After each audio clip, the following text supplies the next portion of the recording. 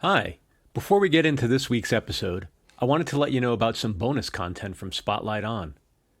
Head over to spotlightonpodcast.com/blog and check out Bonus Tracks, the official blog of this podcast. There you'll find special material exclusive to the website, including music recommendations, artist interviews, essays, and more. Have a look.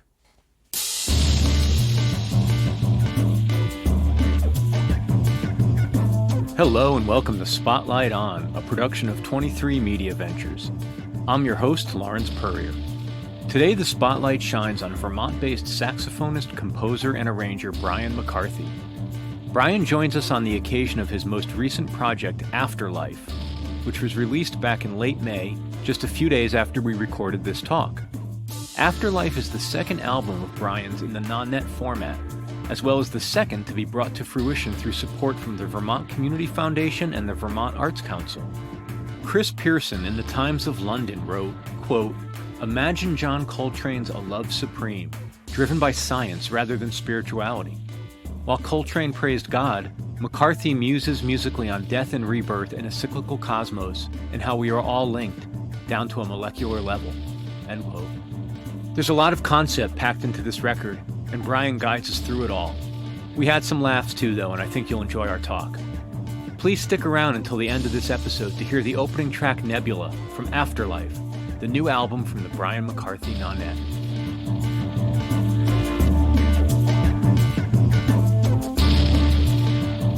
Thanks for making time. It's great to have you. I was just in my BMAC immersion session. That's how I spent my morning. And I have to tell you, man, I love the new record. I appreciate it. And I'm looking forward to digging into that with you. Where am I talking to you from? I am at Command Central here in Vermont, where I spent nearly 2 years of my life in this room with all things music and teaching. This was like my workout room. It was my Xbox decompress room. What do you play? I play a lot of, I play things like Mass Effect, like story-driven games, kind of drawn to that sort of stuff. Did you ever play Kentucky Route Zero? No, I never did. I'm not really a gamer. I'm an old man. When I was a kid, I played early systems, but my son is, and he was riding me hard. He was like, "Dad, you have to play this game. It's a work of art. It's a masterpiece." And I finally sat down and did it. And at the end of the game, I was very emotional. It was incredibly moving. Games can be, especially those like really high budget, well, not all the high budget ones, but a lot of them can be like the art direction behind everything, the music for some of these video games, back from when I, like in the early 2000s, when I was going to college, one of my teachers, Don Braden, great saxophone player, did all, like music for the Cosby Show and like things like that. He's wonderful saxophonist, great composer. So I'm playing this game, Metal Gear Solid 2.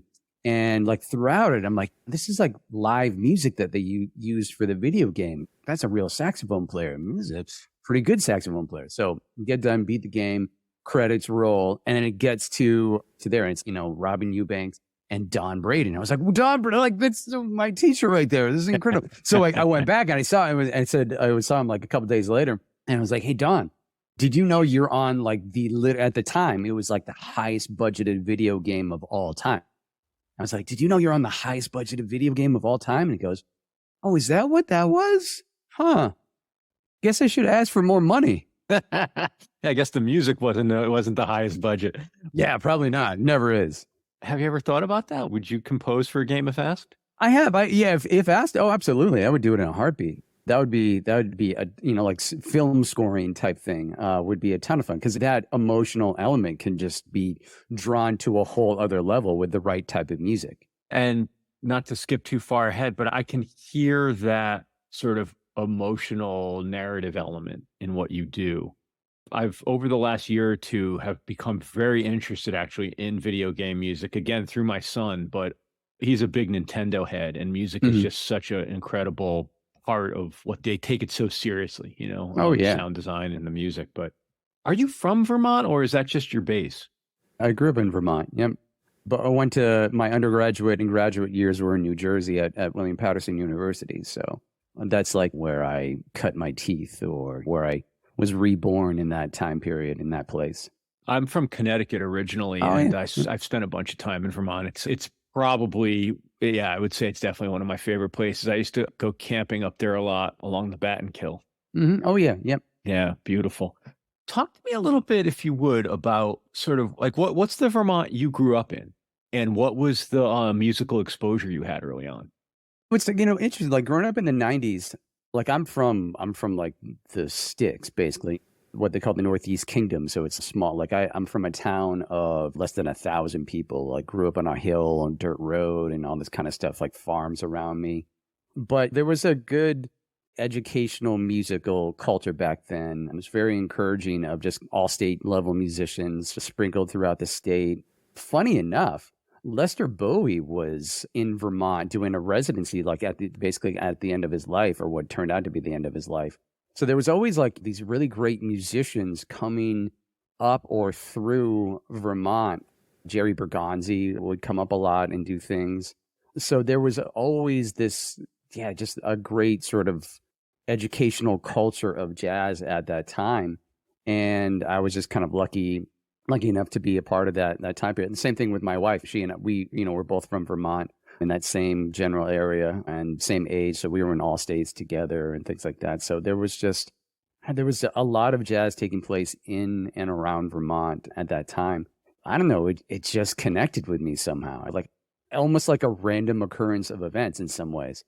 I played saxophone. I had, I guess, a musical gift growing up, but it wasn't until like my parents had these VHS tapes of the Newport Jazz Festival or around middle school time. And they were like, you should watch these things and, check out this music. I pop it in and it's Gerald Albright. I was like, oh yeah, that's cool. And it was Kenny G. And I was like, not as cool. All right. And then after that, then this like young dude, like Branford Marsalis comes on. I was like, oh, I've heard of that Marsalis person before, the family and stuff like that. He gets on and this quartet starts playing. And it was like a lightning bolt hit me in that moment where I was just like blown away by what they were doing. It was like what they were doing was beyond my level and comprehension and all that sort of stuff, musically speaking. But like the emotional, just the realness of it, like the importance of what they were doing was very clear to me. And I was just like, I want to do that. I need to do that. Do you remember what horn he was playing? Was he playing a soprano or what? No, he was playing tenor. Like it literally, and like the wonders of YouTube. I mean, like I had this story with me for 15 years, even almost like 20 years. And then finally, when YouTube got to that critical mass stage of just basically having everything out there, I was like, let me check this out and see if I can find this Branford Marsalis Newport thing. And I did. I mean, it's there. And he's got a little more of the interview in it where it was like literally like the plane got in late and they were just wearing their like street traveling clothes. This was like 1987, 1988, something like that. So they were like big sunglasses. And I thought they looked cool as hell. And as it turns out, he was just like, yeah, I would have had a suit on, but literally just came from the airport to make this gig. So it's wearing pink and orange and yeah, it was like the 80s, like neon clothes, big baggy, like short shirts, stuff like that, like funny. And like the clothes, the sunglasses were probably like $6 sunglasses, but like giant. They just look really cool. So I was just kind of taken by the whole thing. He's such an interesting figure because, I think of like, obviously you think of Wynton, and Wynton would probably never get on the bandstand in his street clothes. Oh God, no. And Branford being sort of, this is just one listener's perspective, but I think of him as like the looser, even though he could be a little bit more like edgy and cranky too. Like I think of Wynton as pretty dogmatic, but Branford's definitely got a point of view. But the thing that's interesting to me about him is I feel like the way he comes in and out of the conversation, like he doesn't strike me as the same consistent presence as like a Joshua Redman, or just where he sits in his generation it's hard for me to pin down. I wonder if you have any thoughts on that. He doesn't care what anyone thinks, and he's just going to speak his mind. That's where Branford's at. Branford's just, listen, I'm going to tell you how it is.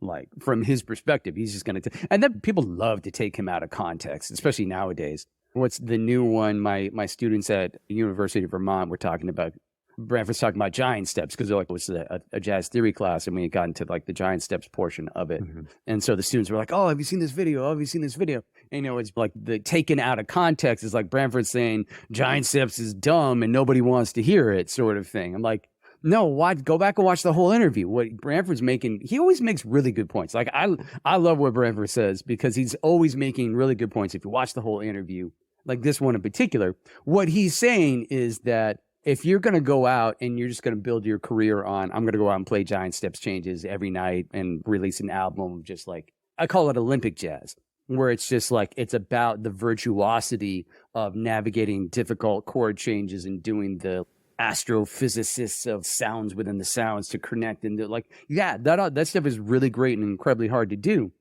But your audience is going to be this big.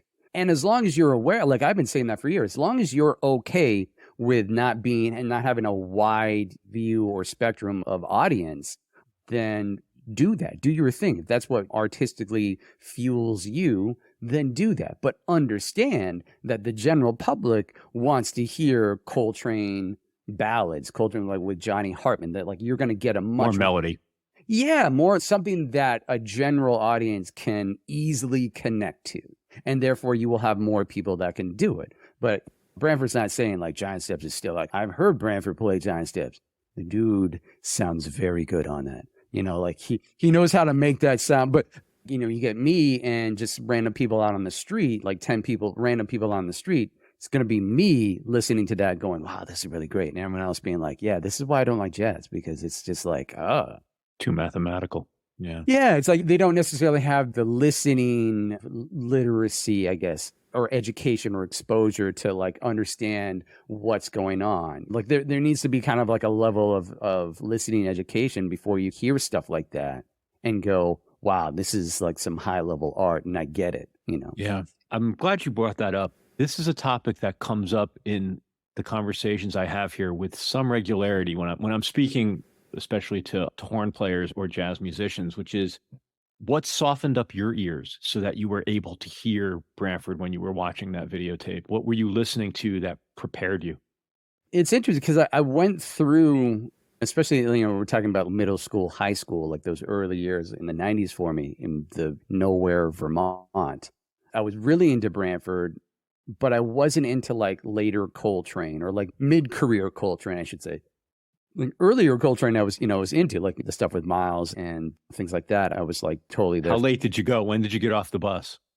I think I got off the bus when dear old Stockholm sort of thing. I think that's where I was just like, which is like to me, like very, like now I want to get in a DeLorean and travel back in time and just see younger me and be like, keep listening and then just leave. But it was just like, it was too like that level of language. I hadn't hit that yet. I just wasn't ready for it at that time. But it's funny to say that like Coltrane I didn't connect with, but Branford I was like I literally had all of Branford's records and was just like loving all of it. I think it was just because I would see Branford live and in person. Yeah. So there was that psychological, like physiological connection to a living human being, as opposed to the legend of et cetera, hear the recordings of them. And back in those days, we didn't have the YouTubes. I couldn't really see even videos of John Coltrane at that time, unless if it was airing on PBS or something like that. Yeah, it's actually, when you were speaking about YouTube earlier, I think about Coltrane sort of, McCoy Tyner's actually my guy, but obviously as a result, Coltrane as well. For me, like my peak Coltrane would be that like 61, 62, the stuff with Eric Dolphy, that fall of 61, the Village Vanguard stuff. That was so, I still go back and read the Downbeat that came out the spring after that, of like basically the editors of Downbeat holding Coltrane and Dolphy account for this awful music they dared to make, this not jazz music. And that's the thing, like, because again, like for my generation, I'm 42, like my generation didn't grow up in that era. Like I only know Coltrane as the legendary figure in jazz history. In his time, that's not what he was to the, to Downbeat and the critics. He was getting blasted a lot of the time. It wasn't until like after he passed really that the critics went, oh God, why did we ever say that, about him? Yeah, that was like for me, that was probably like junior, senior year of high school where it was like finally like I was just absorbing probably everything up until like late Coltrane. I was just like there for all of it. That the Village Vanguard box set was like one of my cherished Christmas presents where I was like, I need this. When they put out the whole run, that was like, to me, that it might be the most played thing in my Spotify. Like the fact that you can listen to whatever it is, 4 or 5 versions of India or whatever. I can't get enough of that. The intensity, yeah, that because it's like even now, decades later, you listen to it and use that intensity. There's something, and again, Branford talks about it, this kind of stuff of like when he was talking to Elvin and all that, and you got to die for a dude, you got to die for your musicians on stage. That was real. Like that was their mindset of this music isn't just music, it's important. Like this is important statements, and not just in a musical way, but in a life historical. There's a lot of history behind this music, and one of the reasons why it's so important to that art level of jazz versus maybe like the entertainment level of jazz. People are like, oh, influenced by jazz. Like, yeah, I mean, the influence by jazz. That's great. That's definitely a great thing. But, a lot of people like to use the cachet of that 4-letter word jazz with what they do without necessarily digging inside of the history and understand and like really realizing the importance of it and where this music comes from and what it's had to go through in order to be where it is today and 10 years ago, 50 years ago, and wherever it's going in the future. As a layperson, I can definitely agree with all that, but I definitely can see how that perspective for you may be through the lens of somebody who's an educator as well, and that being so important. And I wonder, talking about the history of jazz or talking about what the totality of jazz, if you will, do you distinguish or is there a hierarchy for you in terms of importance between the history and the cultural context in history and theory? Which is more important? Definitely, I'm going to go the history, the cultural connection, or like just the cultural history of the music and the development of the music. Because the music developed before the theory was there. Like all the DNA that makes up jazz, when you go into blues and gospel music, all of that music, like that, there's no theory behind that. It was just language. That's all it was. And so, like so many of those early era musicians, some were university trained, some like their parents might have been university trained in a very classical mindset of things that got to pass down to their kids. But it wasn't like, there were no jazz schools. So like the best education that you could get was either through having an educated family member, or maybe you did go to a university and get some formal, quote unquote, formal education there. But there was no jazz education in a scholastic sense until you get into the 80s, basically in the 1980s. So all of that language was developing just in a natural way.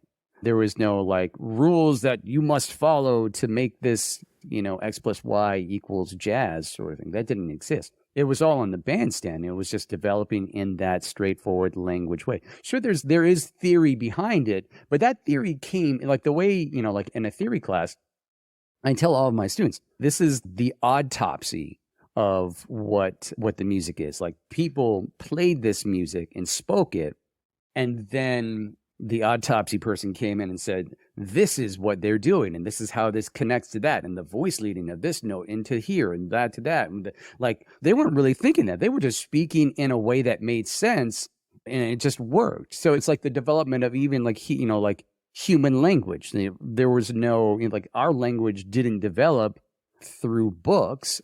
It certainly evolved at some point. You could talk to a linguistic person and they could better speak upon this. But, people were communicating with one another who are completely illiterate. You don't have to understand grammar in order to have a conversation with someone through verbal communication. And that's how jazz developed primarily, was through that way. And then the theory comes in afterwards of like someone can analyze a transcription of a John Coltrane solo and be like, oh, this is what John like. And there are tendencies to like, there are tendencies that people have and aesthetics, I guess, that they would have and they would do, but they weren't necessarily so formally educated in that way where they're like, I've got to connect and voice lead this note, which is the seventh that will go into the third of this. And we do that to like, because there is a certain level of understanding of that. Like when I go back and I listen to and I hear people improvising over a blues or just some straightforward standard changes or something like that, there are tendencies, there are things that make grammatical sense through this abstract language that they just know how to speak it. And when you listen to it, you just it works. Like the aesthetic is there, the tension to release. That's to me bridging that, like making sure that doesn't get lost with my students, where it's like I can teach you the autopsy version of things. And I do. I give you the mathematical things that why this works and this goes into here. But at the same time, don't lose track of just the linguistic aesthetic of what you're saying, because like I had that, like that's kind of how I learned jazz growing up here in Vermont was X plus Y equals jazz. Make sure you outline this and do this.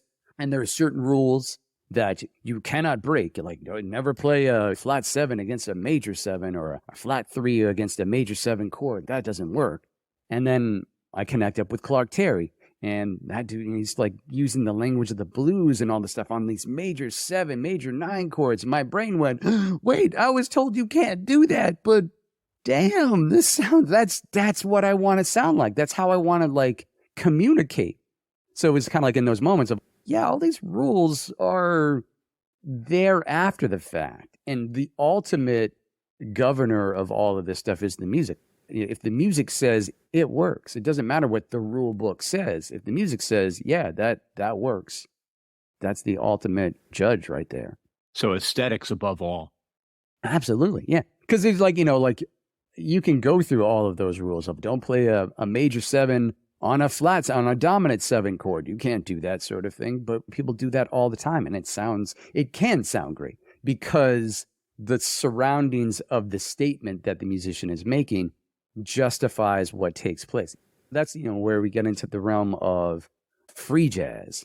Oh, free jazz, being in Vermont, a lot of people, jam bands and freedom of thoughts and minds. And don't tell Vermonters what to do, man. They don't like to be told what to do. They want to have that freedom to be as they want to be.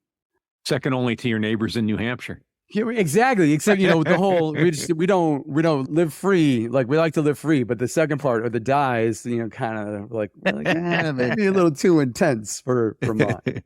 But yeah, like the idea of free jazz gets overused in so many things with a lack of understanding of what that statement really means. Like, oh, free jazz means I can play whatever I want and therefore it's good. No, you can't use that as a blanket justification for just playing whatever you want. Because if you just put a bunch of random words down on a page, that doesn't make a story.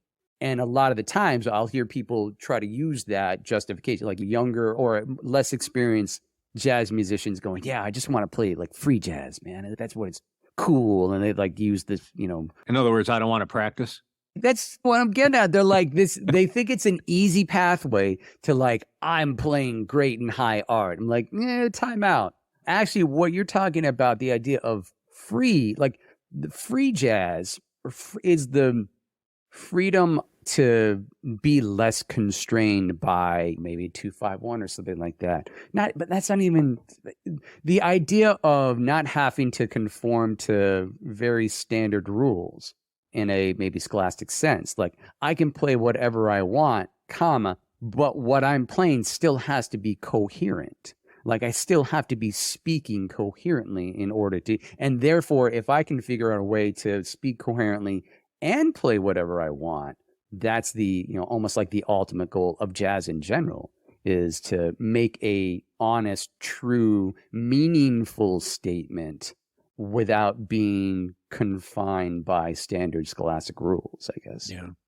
Could you, and I'm sorry to put you on the spot, could you give me an example maybe of a musician, a jazz musician that a jazz fan might know of, a name from, let's say, the Pantheon, or the lesser or greater Pantheon, a name who is an example of one that is not necessarily, is still a great, but is not necessarily conservatory or formally trained, versus one who is a great and actually came from that pre-80s more conservatory-based training ground? I think to pick someone who would be in that category, who's highly trained in that conservatory way, would be maybe someone like Bill Evans, which is a pretty big name, but very high. Like he was very, I mean, he literally went to a conservatory, played flute, French horn. Like he was highly, highly trained in that way. And then someone who wasn't like not a giant name that was not conservatory trained. I'm trying to think of someone like Phineas Newborn Jr. I'm trying to think if he actually had I don't think Phineas was like conservatory trained. He was just one of those like pure genius minds that really was on a whole other level that like probably most people don't really even in the realm of jazz, people will overlook Phineas Newborn Jr. because just, there was a lot of other issues going on with him, just like mentally speaking. And therefore didn't record a ton of albums. Yeah. But in terms of like in the pantheon of just like all instrumentalists, like literally every instrument from voice, drums, saxophones, piano, all guitar, all that kind of stuff. We talk about Art Tatum being like, especially in a jazz history class, like Art Tatum is like the epitome of nobody could play higher, louder, faster, cleaner than Art Tatum. With the exception of maybe some people will say Oscar Peterson. Oscar was very trained. He was highly trained. So that you could replace Bill Evans with Oscar Peterson, who in Canada they literally have an Oscar Peterson day. That's how heralded he is there. And in the United States, the general jazz listener, probably if you mention Oscar Peterson, they may go, oh yeah, I think I've heard of him. Because Bill Evans is probably a higher known name than even an Oscar Peterson in the general public, I would say, just because of the, kind of blue and Bill Evans being on that. But Oscar highly trained. And then people would say Oscar Peterson's even a little bit, and Oscar would always be like, whoa, everybody, slow your roll. Like, don't compare me to the great Art Tatum like that. I thank you for the compliment, but no thank you as well. And then even above that, I would, from a just outside perspective, Phineas Newborn Jr. would be the person that I haven't heard anybody play that clean, that fast, and navigate the language in a meaningful way. Like it's a whole other, like, just jaw-dropping, eyes stop blinking moment where you're like, wow. I didn't know a human being could do this sort of thing. And you get that with Oscar, and you get that with Art Tatum. But yeah, Finest was just, he was almost a step above both of them in that sense too. It's incredible. We'll be back with more Spotlight On right after this break. Did you know that Spotlight On is completely self-funded by the team that produces it? We're always looking for ways to keep the podcast self-sufficient without sacrificing the listener experience or the integrity of the show. The best way we could think to do that was to ask for the support of our listeners. Please consider making a donation to help cover our annual operating expenses. Go to spotlightonpodcast.com and click the word donate. If you can, please do. If you cannot, please don't worry about it. Just continue to enjoy the show. We're happy to have you as a listener. Thanks. And now, back to Spotlight On. There's a lot more I could ask you along these lines, but I want to talk about AfterLife, and there's a lot I want to ask you about it. First, could you tell me a little bit about the role that the Vermont Arts Council grant played in helping you realize the album? I've gotten 2 of those in the past and 2 of the Vermont Community Foundation grants to help make or start some of these projects. Like my first non-ed album, The Better Angels of Our Nature, started off as a Vermont Arts Council grant. It was just like all of this non-ed stuff was really just almost like a random occurrence in some ways, because my wife and I had just released a quintet record, like small group record, because we were trying to strategize at the beginning of my like professional, like outside of college professional career.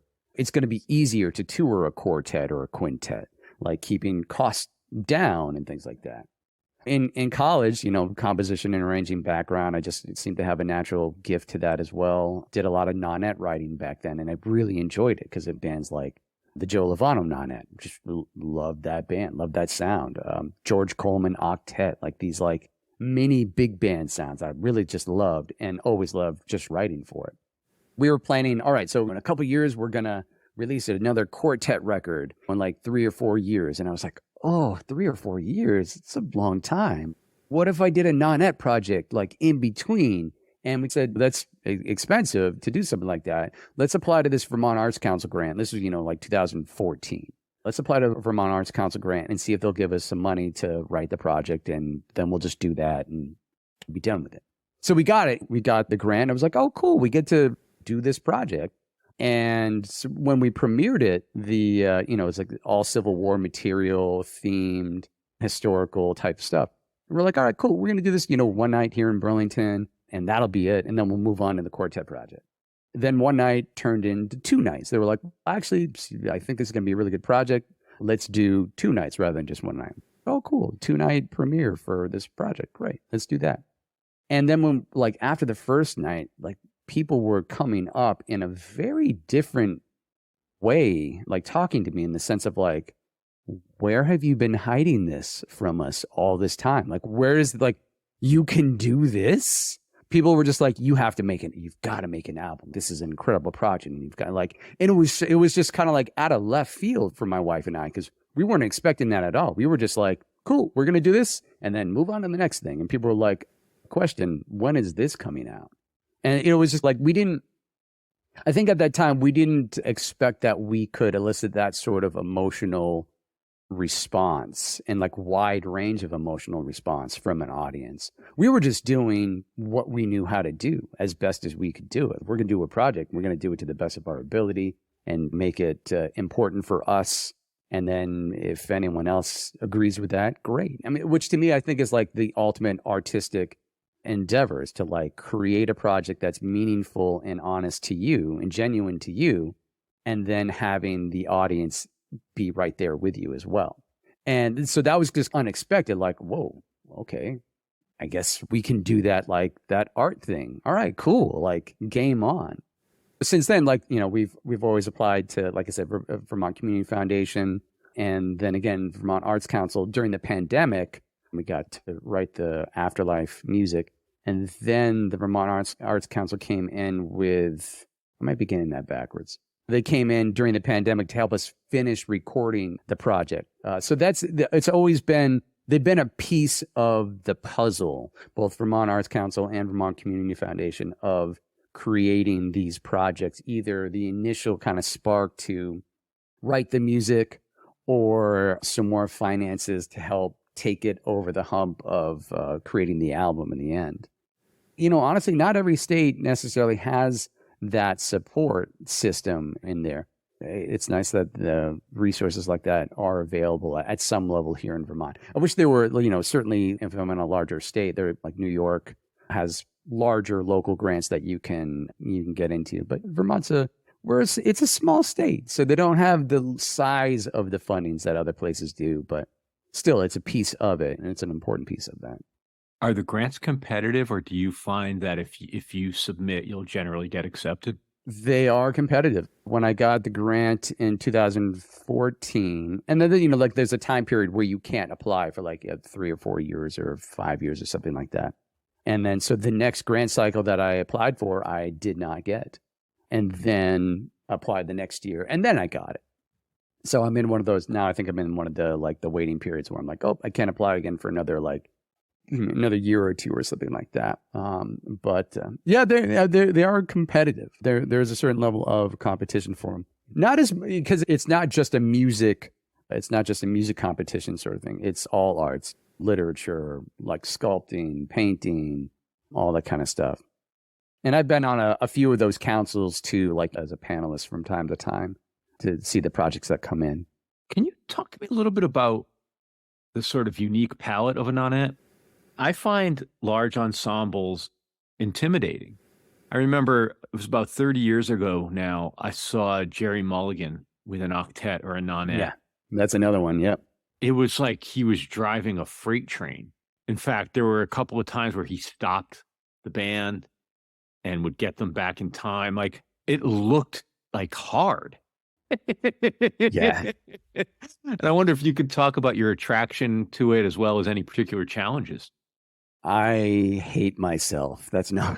Um, it's, I mean, literally, like when you're talking about once you get to five horns and above, you're in the realm of big band. Like, maybe Yeah. it's not a full jazz orchestra, but you're in that realm of that.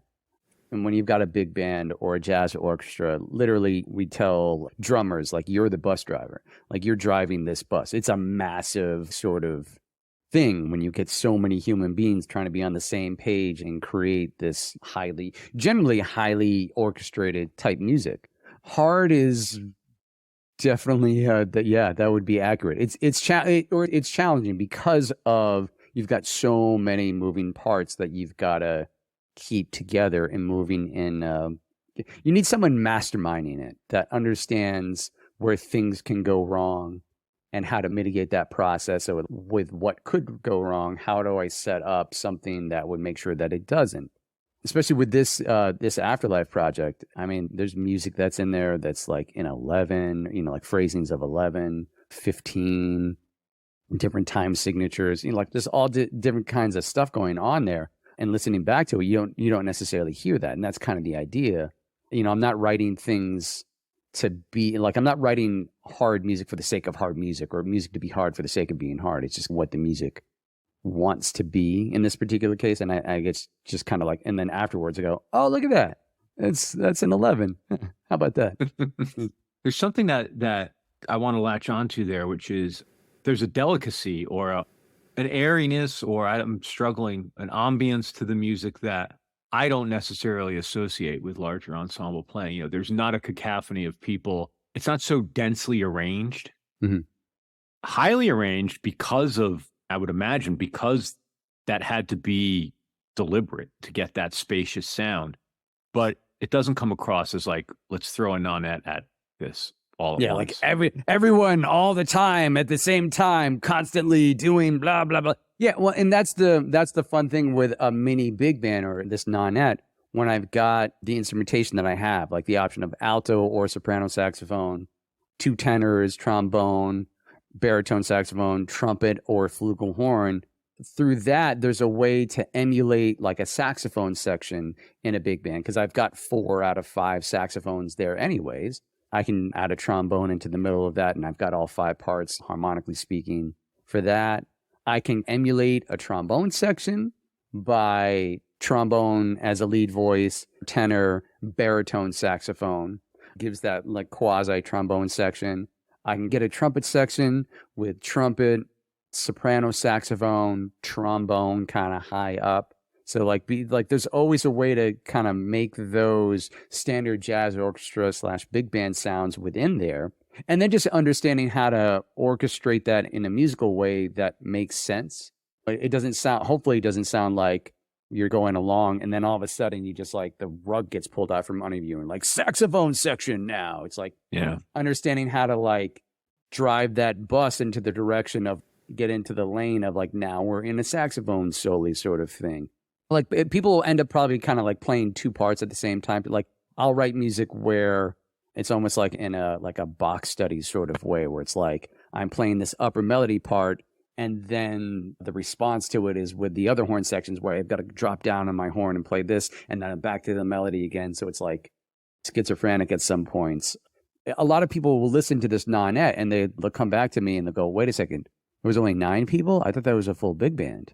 Like the way you're just writing this sounds like there's more than 9 people. I'm like, oh, cool. You noticed that. Yeah, that's a compliment. What I was going for the whole time. Would you tell me a little bit about the title and concept? My understanding is that it evolved from what you first thought it might be. Yeah. So when we got done Better Angels, after, we released that album in 2017, my wife and I immediately pivot into, okay, what's next? What's the next project that we're going to get into? And we just like green light thinking in terms of, all right, let's just, whatever ideas that seem meaningful, let's just start talking about them. And one of the first concepts that kind of popped out that seemed like, because we're thinking about what's meaningful to us, but also at the same time, what could be meaningful to a general audience as well. Not just like, Because there's a certain selfishness behind art. Art has to kind of, by definition, be selfish for the artist. But I don't want to completely disregard an audience as well. So it's like finding that middle ground of what's meaningful for probably both sides.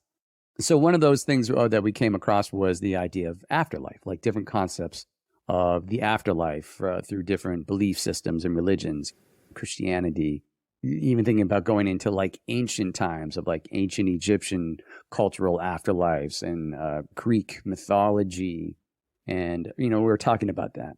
I also wanted to include essentially a scientific one as well. It's like the idea. And so when I started talking about the concept of like, everything that you see around us, all the atoms that make up our bodies were once a part of a giant structure before us that then essentially become and make up everything else around us. And so as I'm talking about that, Linda, my wife, goes, that's the project.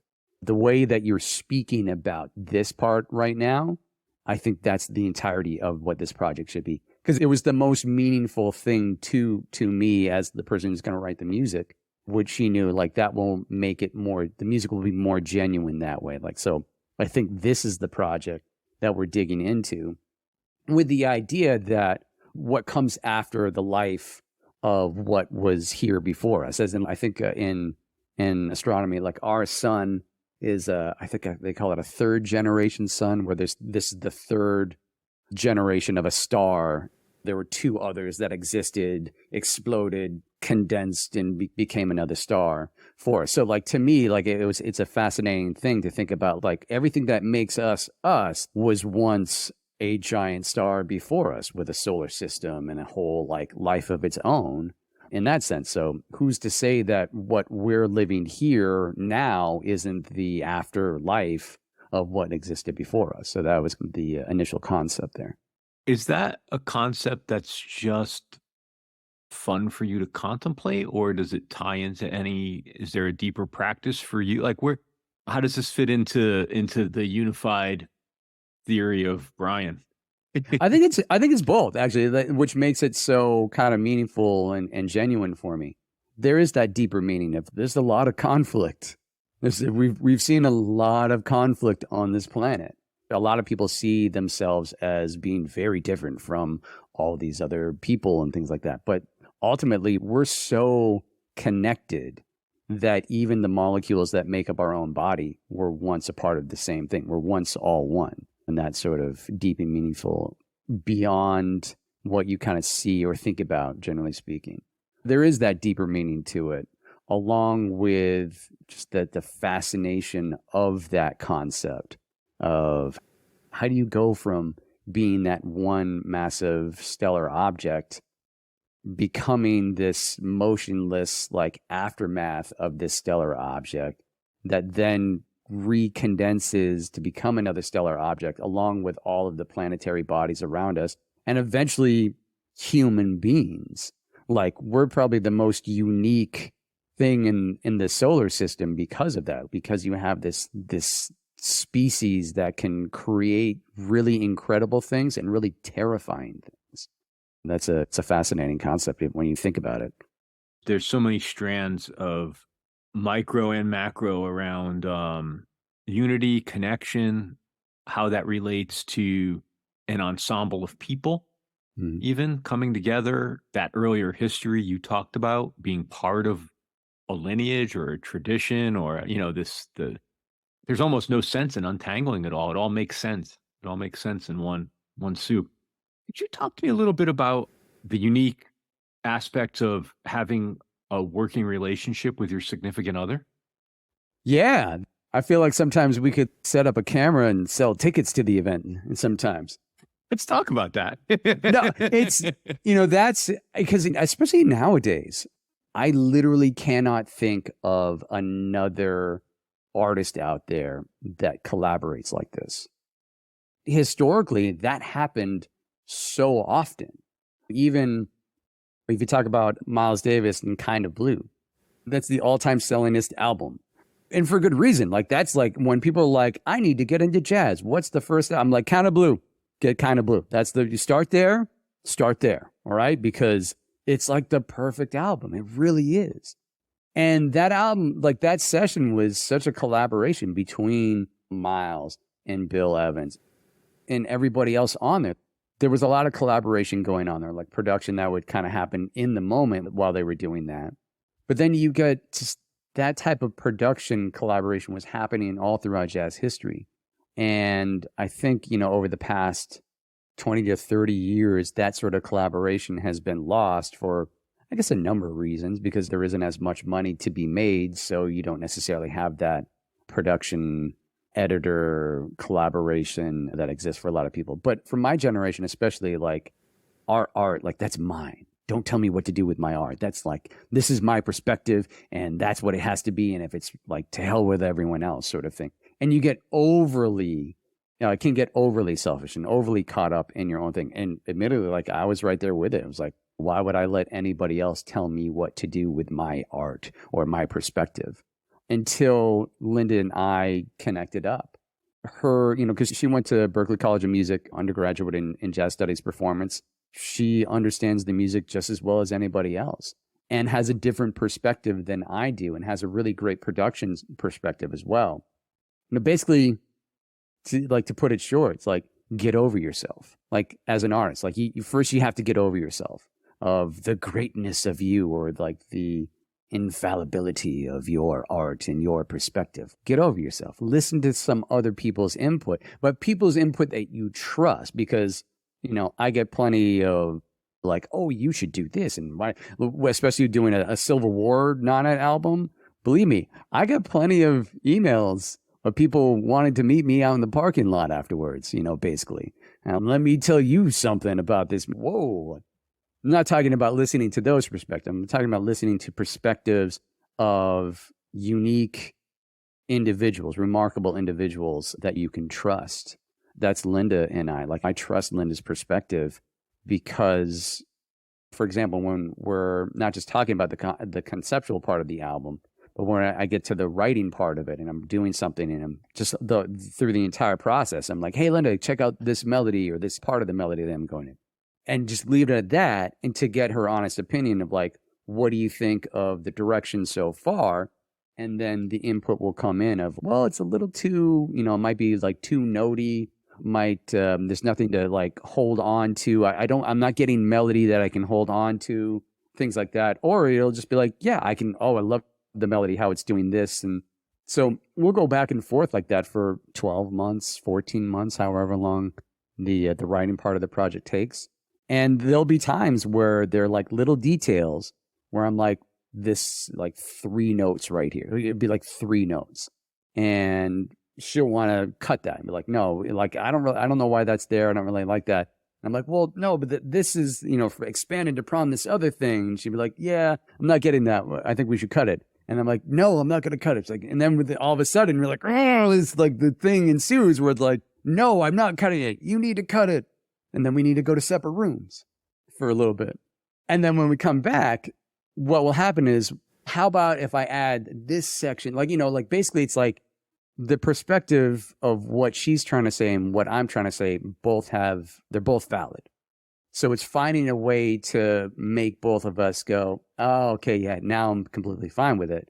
And that's what ends up happening between, again, when you trust somebody that much and you can get into heated perspectives on what we're trying to make here. That's an important, like, you have the right person when you can talk about it in an honest way like that. No, I believe that this is the way it needs to be. No, I believe this is the way it needs to be.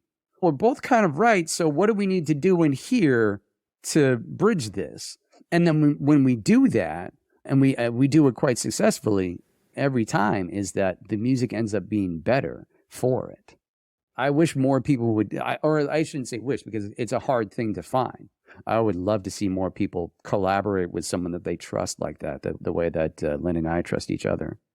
One of my favorite parts about that example or that story you just told is that the resolution is not cutting those 3 notes, but you adding more. Yeah, and sometimes it is cutting those notes. We're like, yeah, you're right. This makes no sense. I don't even know. I just thought it was cool, and I put it in there. Just like, it's not that cool. there'll be moments like that where it's like, if what she's saying really did, like most of the time it's do more of this. I'm like, all right, cool. Yeah, you're right. We'll do more of that. Or, like cut those 2 bars. Oh yeah, that's so much better like that. But there'll be times where we're just like adamant about the rightness of what this is. And we go that extra distance to find a way to make it work. Given the realities of economics and geographies and schedules and everything else, do you get to take this music to the stage? I do. Funny enough, in a sad sort of way, like right in 2020 was where I started getting outside of Vermont with the Nonette. We played down at the William Patterson Jazz Room series, which is my alma mater. So it was like a big, I was like, oh my God, it's such like an honor for me to like, because I played countless ones going to school there for so long. Yeah. But then to be now like the guest artist coming back at this legendary series was, kind of like the cool, like now we're starting to come out and play outside of Vermont, because in Vermont, yeah, I play this stuff often. Like Vermont gets to be treated to that being my home base, getting the premieres of it, or maybe a resurgence of it or something like that. Back in, March 8th and 9th of 2020. Yeah, that's how I ended up getting COVID from that little trip down to, because like William Patterson is just outside of 10, 15 minutes outside of Manhattan. But it was like just starting to break out of there, and then bam, that hit, and it was just kind of like, well, okay then. So, now with this new album, I'm hoping that I'm definitely not going to pick up where I left off, but I have to kind of do that legwork to try to get it going again, get some grant money to be able to play outside of Vermont to do that. So that's the hope with the new album, is that we can start to build back to there. That's great. I love to hear the different ways artists answer this question. And I'm curious, so much work goes into creating this piece, right? The album is the work of art to an extent. Yep. You complete it, there's a master, it goes somewhere, and then there's an interval and it gets birthed to the public. And then you do things like this to try to get it heard, maybe do some performances. Where in that cycle does your attention start to turn to the next thing? And do you know right now what the next thing is? I think yesterday, my wife and I were on a walk. Like we could for walks and talk about business and things like that. We have already started to talk about what the next project is. Yeah, once you get that mastered, art's done, like this thing shows up at your doorstep in giant boxes of things, and you're like, oh, cool, there it is. All right, what's next? That's like my brain starts to think about like, or at least there's the voice amongst many voices in my head. There's a voice in the back of my head that starts to go like that says that, okay, so I'm going to start thinking about what the next project's going to be. Like, are we going to add like another instrument into it? Are we going to have a guitar in it? Or what's the theme? All of the theme, and we'll talk about that with Linda. So it kind of like starts pretty quickly once that finished product arrives. And at least just in like the initial wheels starting to spin. And if not even just for the whole, like, how far can I push the next project thought? Because, from Better Angels to AfterLife, I definitely pushed on AfterLife a lot more. Then through that process, you learn a lot of things. You're like, all right, I've learned that this works and I can do this. And, oh, that was actually really cool, I think. And so now with the next, like, I can't help but think about like, all right, so let's go a little bit further next time on the next project. So even if it's just that, I don't know what the next project concept will be. I don't necessarily know when it'll be, but I'm pretty sure that it's going to push even further than the last one, because I can't help it. Like, for the love of the game, I just want to keep balling, I guess. Well, I'll look forward to finding out what the next thing is and hearing it. Thank you so much, Brian McCarthy. And as always, thank you for listening to Spotlight On, a production of 23 Media Ventures. I'm your host and executive producer, Lawrence Purrier. We're produced and edited by Michael Donaldson, with theme music by Q-Burn's Abstract Message. For past episodes, web-only exclusives, to make a donation to support our production, and to join our mailing list, visit us online at spotlightonpodcast.com. Thanks for listening, be safe, and stay in touch.